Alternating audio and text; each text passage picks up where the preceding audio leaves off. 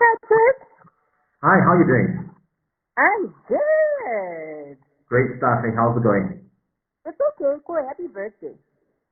That one is going to be coming a bit later. Actually, I was going to thank you for being on the live chat with us just now. No, that's all right. We might just need to meet after this. How's it going? It's just good. I think it's been And how are you going to be a celebrating it day. during the lockdown? I think I'm gonna be thinking more about my money because I think I've been spending too much. So Now, well, I think well, I can't say it's a good thing, but yeah, if you're going to be thinking about the money, that's a great thing, eh? yeah. So that's why I'm happy to be doing this with you.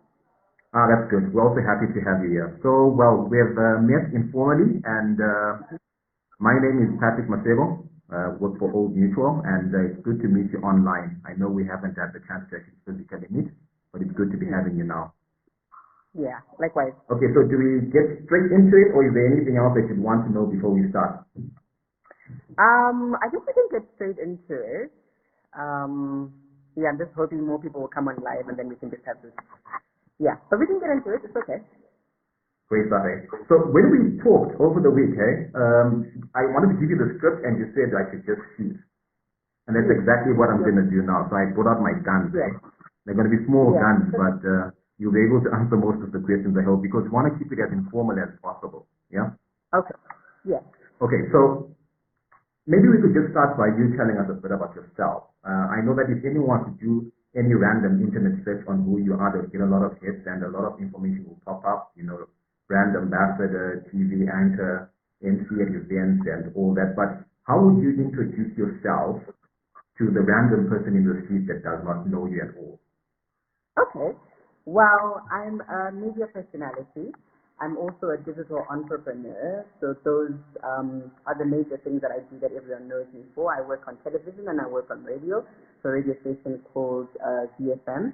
I correspond for multiple channels across Africa, but yeah, I've worked in South Africa, in Ghana, but predominantly I'm based here in Zimbabwe, and yeah, I'm a voiceover artist. I'm a master of ceremony.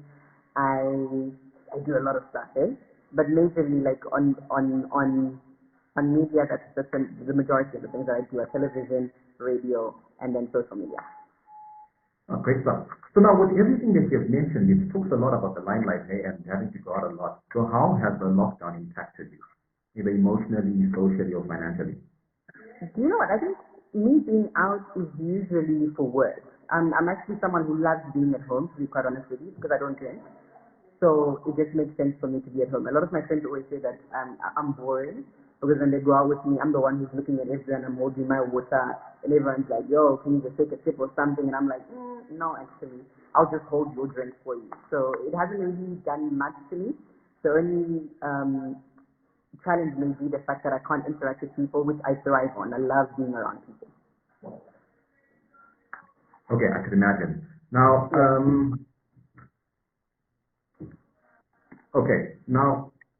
I get what you've said, but obviously there are certain things you've grown accustomed to. You talked about being a media personality and having to go out a lot. And what you did say you drink water. I don't know how you're going to be doing that today, being your birthday. I don't know what else you're putting in your water, but if you've grown accustomed to certain things, what things or habits have you had to let go of now because of the lockdown? I assume that there are probably new habits that you've grown accustomed to, and then there are some that you've had to let go of. What are the major ones that you've had to let go of? So because I don't drink, I restaurant a lot. So I eat out. Like I will not spend a week without having Thai food as an example. Like I can't. I start scratching myself. I'm like because I don't do anything else. So yeah, I've had to like suffer the brunt of not being able to go out and have dinner with my friends or lunch. But like but I think that's the major one that I don't get to go out and have lunch or dinner. But you can make that at home, yeah? I can, but it's not the same, it's really not the same. But yeah, it's been Okay, difficult. great. All right. Yeah. So now maybe we can just talk about zero in on the money issues that we are here for today. When we start talking about money matters, one of the issues that nobody comes up is that of multiple streams of income. Right? What's your take on that? Is it the notion that you subscribe to, or is just something on the wayside that you just hear of as well? For me, because I'm a Christian, it's also biblical for me. Okay. Okay. So I know there's some scripture that goes towards that. You have to have multiple streams of income according to the Bible. A lot of people will be like me, but they actually verses that correspond to that. So for me, it's like it, it just has to happen. I have to have multiple streams of income because in the industry that I'm in anyway, there's nothing that's too certain. So you always have to have a lot of different areas that you're getting money from. Okay, how's that working for you now? We like, I think we've been really effective, but for me, because I also had digital that I was doing a lot in, I think it's been a period that I've thrived because I'm getting paid to do things that I've always been doing simply because I've developed a digital footprint that can give me money. Okay.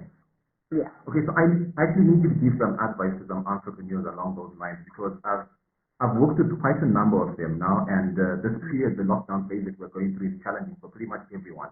So what advice would you be giving to young entrepreneurs or anyone else that wants to go into business, probably over this period or just after the lockdown? I think we need to learn to evolve. The world is going digital, whether you like it or not, whether you have it or not. I think that's the direction that the world is going.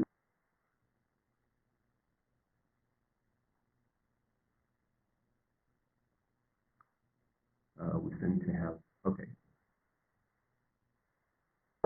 Um, without having to physically be somewhere.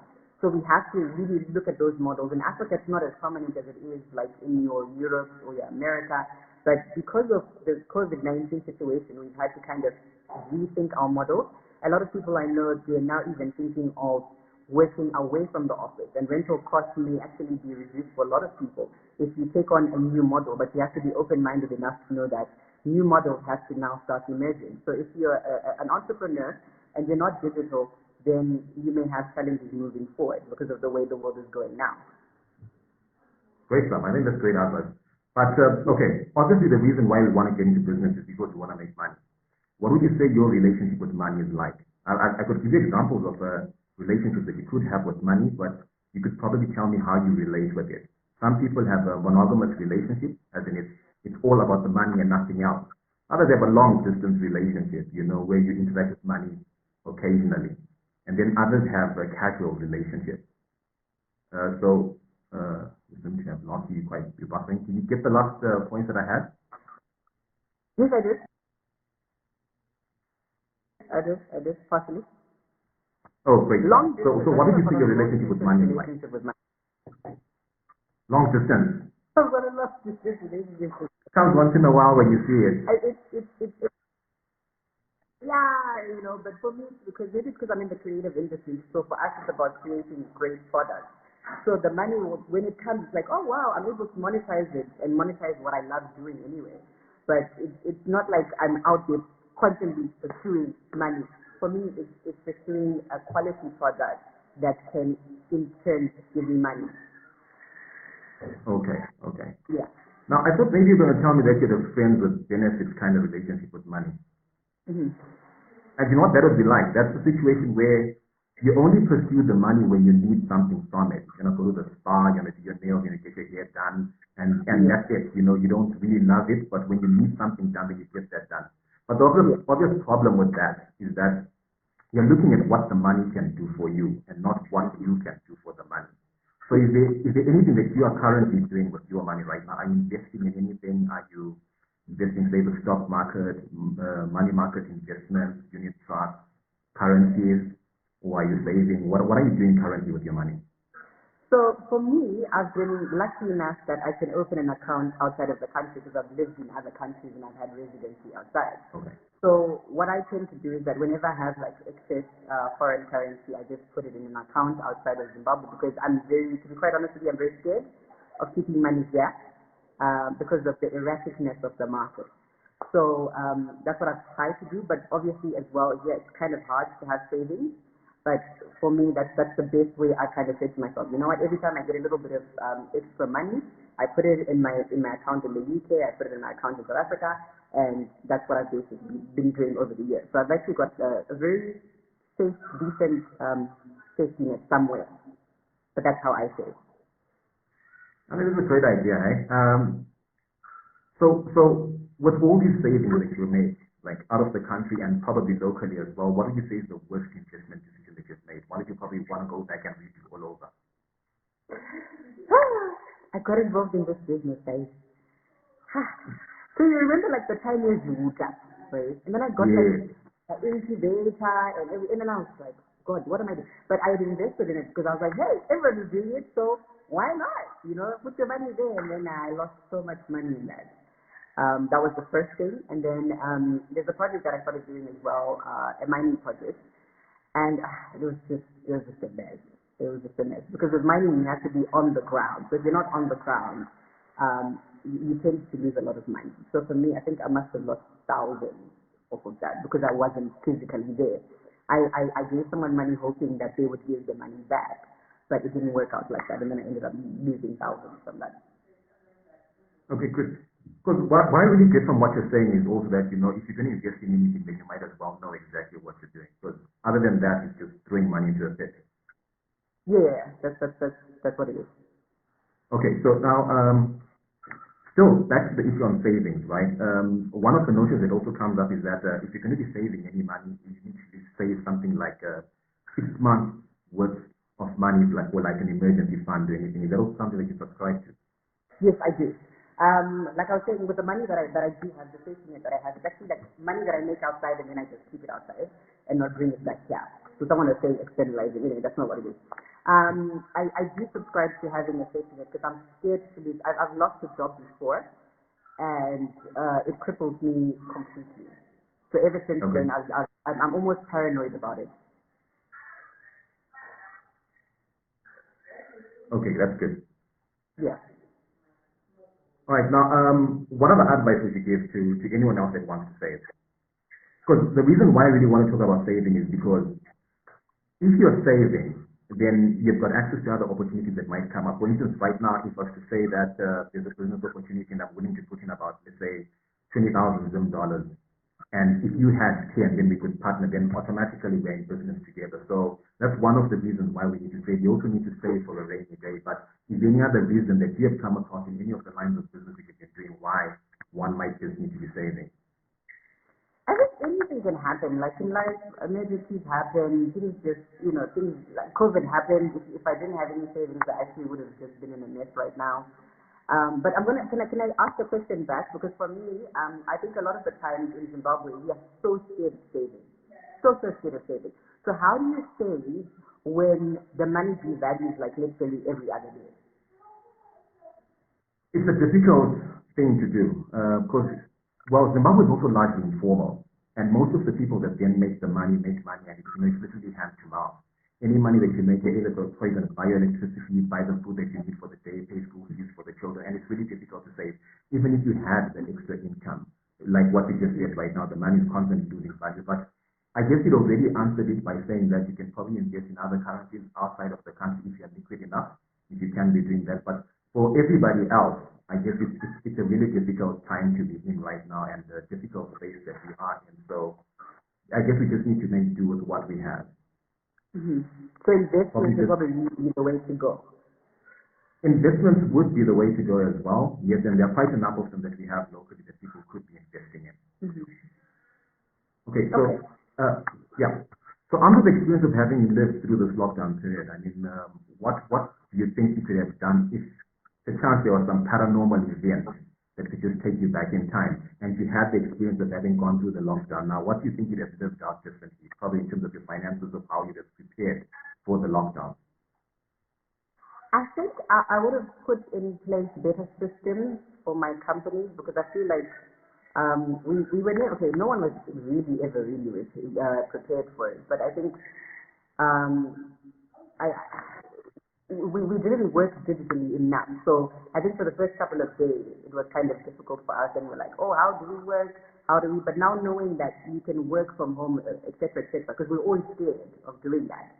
So I think I would have imposed more of that and more of, the Zoom meetings and so forth before the lockdown even happened, because I think it's cost effective, to be quite honest with you, it's very cost effective.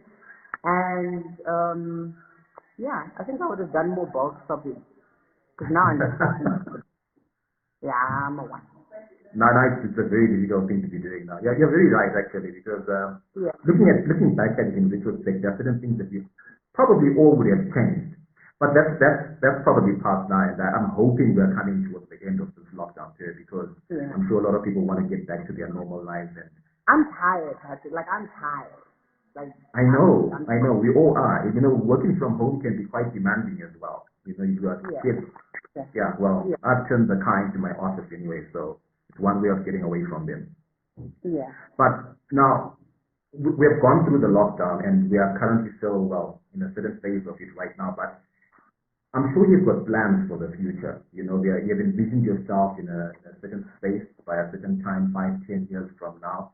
And Mm-hmm. looking at where you want to be in future, what would you be putting in place right now to achieve all that? I think And I yeah.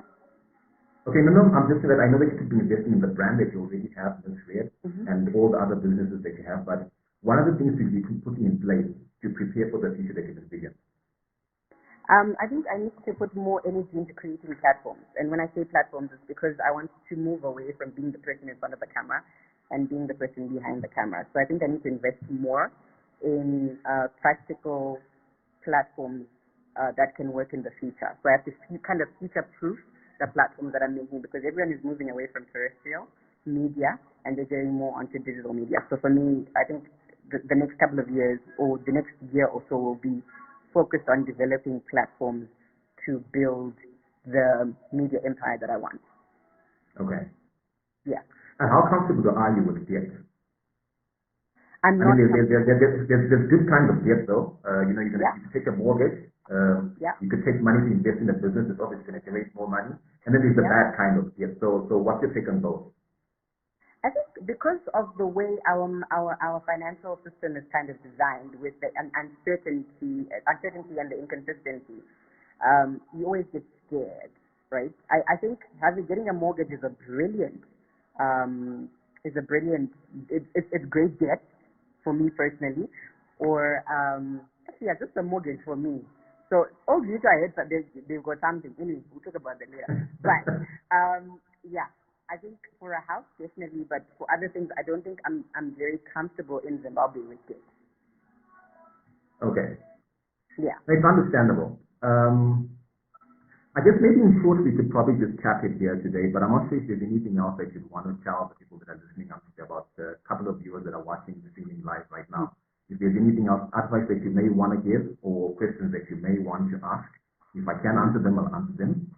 If not, I think one of the biggest issues of our generation is that we genuinely are telling each other that we can't save.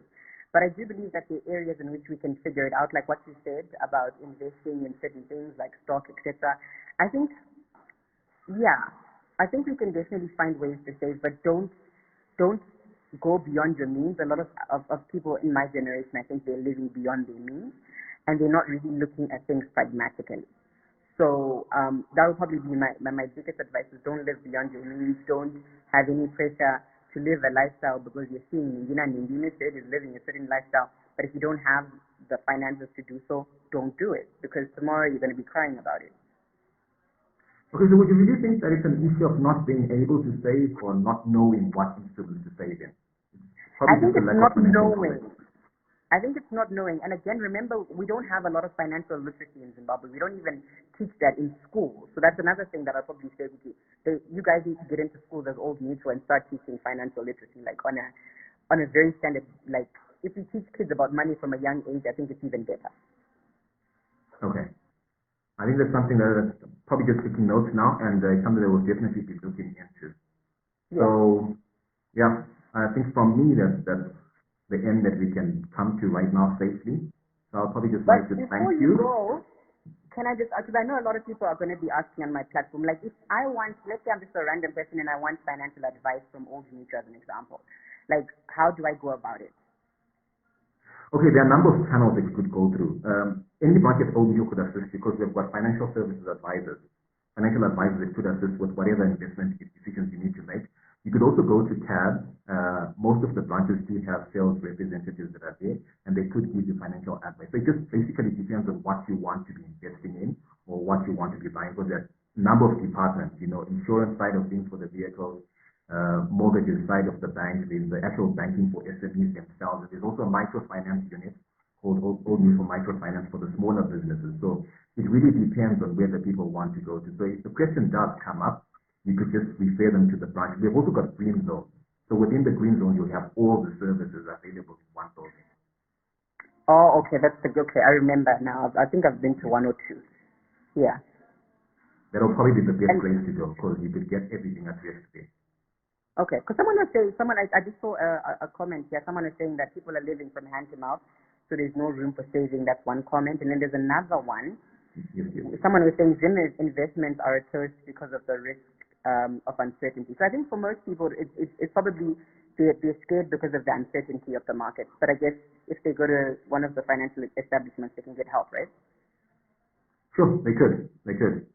I'm also seeing something here from a certain viewer that's also talking about the youth not having a long-term perspective, and that's quite a difficult one to answer, but I've experienced a lot of this as well.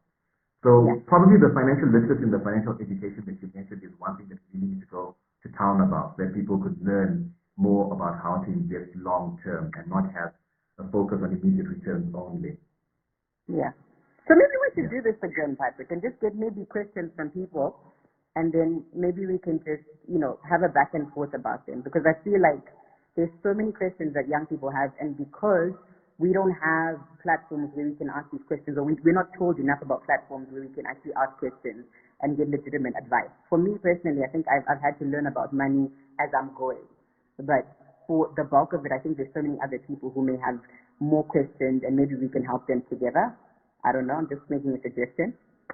I'm sure we could. It's definitely something that we're looking to enhance this program, and you being the first person that we're speaking to about it. We're obviously going to go on with these things and then just get to interact more with people and find out. The idea behind this, obviously, is to be as informal about it as possible. Get to know exactly what you are doing at a very basic level, because all we get to see is misread on Instagram, all we get to see is misread on Twitter, and we don't know the struggles that you go through rather. So if we keep on having these interactions, it's easier for the youth especially to then say that, no, she's a normal human being like the rest of us. Yeah. But I appreciate the advice. I think even for myself, I need to do more. Even investing, I need to figure out how to do that without, because obviously with the risk involved in Zimbabwe, we're always really like scared to do anything. But I appreciate the notes, and I'm gonna come to your DM to get some more notes. Please do. I'll definitely give them to you. Patrick, people are asking for your handle. Okay, there's the Old Mutual one. You're free to go to any of the Old Mutual sites. I think that'll be the best place to go to. Well, I probably wouldn't be able to give you my personal one now, but we're there in all the social media platforms. For the Instagram one, it's at Old Mutual _ZW. So you can check out, because there's a lot of stuff that we post on the Old Mutual. Find out exactly what's taking place in events, when the next upcoming event is going to be, and whatever else is going to be posted on there. So you could even go to the website pages, Old Mutual ORCAD. I'm sure you'll find a lot of things there as well. Old Mutual, please talk a bit more. Oh, mortgages. And I'm not sure if you're the one to be talking about that, but if the client is asking about us speaking more about the mortgages, I'll probably refer you to Tab for that. You see what I mean by people have a lot of questions. You see? I can tell. Yeah. Yeah. For the mortgages, there's a fully fledged mortgages department at CAB that you probably can get advice from, and there's a lot of stuff that they're doing there as well. Mortgages, equity release, you can get money to buy stands, you can get money to develop a stand. You could also just refinance your house actually. And you know what, Patrick? Also, I'm looking at like things like equity release, all of this. Some people may not even know what that means, eh? Okay. I think I've noted most of the things that you've like mentioned. a breakdown from the beginning. Okay, fine. Where are we starting from with our finances, the middle, and then we go as like that. So we'll be watching out for all of your lives. On the Money, that's the name of the program, right? Yes. Okay. So I've definitely noted the feedback, and it's quite constructive. So probably what we need to, because all the information is there. I think that the challenge is not just on us to get it out there and get people to know about what actually is taking place. So it's all noted, and I'll forward everything to the relevant departments. Mm-hmm. And now even some people are asking about the diaspora. What is there for the diaspora? You see now. This could go on all night, eh? Yeah, it It did. would be a good thing if we had the time. Yeah. Before Patrick goes, may you please share his handles? Okay, I've seen that you mentioned it as well. Yeah. Saying this property in the best.